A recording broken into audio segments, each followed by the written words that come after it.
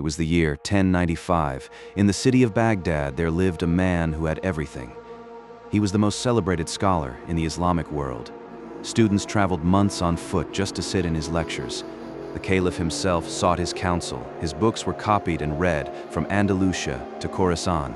His name was Abu Hamid Muhammad al-Ghazali, and one night, at the absolute peak of his power, he lost the ability to speak. Not from illness, not from injury, from doubt.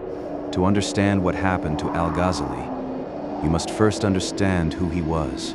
Born in 1058, in Tus, a city in what is now Iran, he was recognized as a prodigy from childhood. He studied under the greatest scholars of his time. By his 30s, he had been appointed as the head professor of the Nizamiya, the most prestigious institution of learning in the entire Islamic world. Thousands of students sat beneath him. He wrote with authority on Islamic law, theology, and philosophy. From the outside, he was the Hujjat al-Islam, the proof of Islam, but inside something was breaking. Al-Ghazali himself described this period in his most personal book, The Deliverance from Error. He wrote that the disease was baffling and lasted almost 2 months. During that time, he was a skeptic, in fact, though not in theory, nor in outward expression.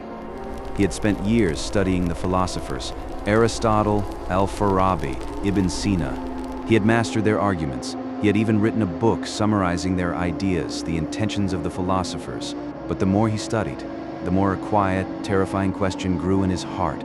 How do I know what I know is true? Not as an academic exercise, as a lived crisis, he questioned the reliability of his senses. He questioned the foundations of logic itself. He fell into a paralysis that no debate, no book, no scholar could cure. And then he stopped eating. He stopped teaching. His body refused to continue the lie. He could no longer stand at the pulpit and speak words his heart was not certain of. For a man of his position, this was unthinkable, catastrophic, shameful. But al-Ghazali was not a philosopher having an existential crisis.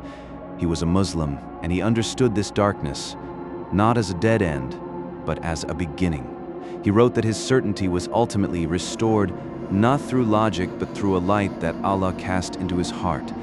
That light is the key to most knowledge. Whoever thinks that the understanding of things divine rests upon strict proofs has, in his thought, narrowed down the wideness of Allah's mercy.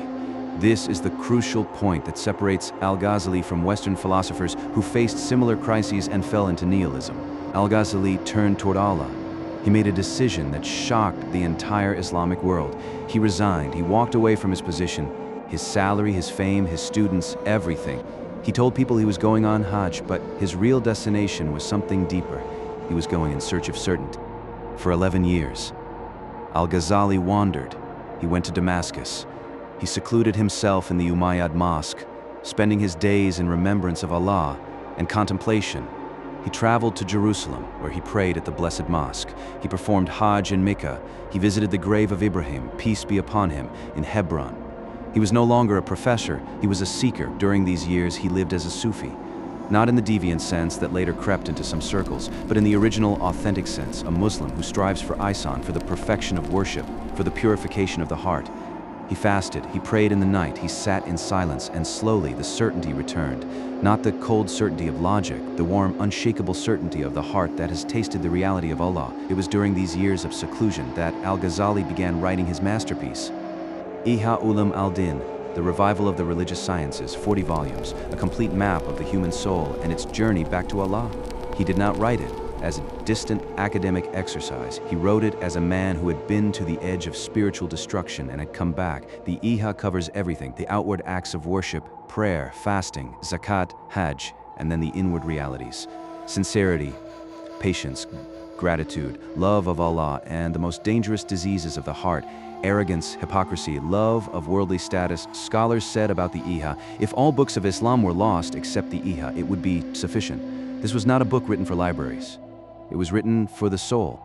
Al-Ghazali eventually returned to teaching, but as a completely different man. He died in 1111 in his hometown of Tus at the age of 53. They say that on the morning he died, he performed his ablution, prayed the dawn prayer, and then lay down peacefully. His students found him, with a smile on his face, a man who had once lost everything. His voice, his certainty, his place in the world had found something no crisis could ever take away. The knowledge of the heart, if this moved you, if something in al-Ghazali's story spoke to something in your own heart,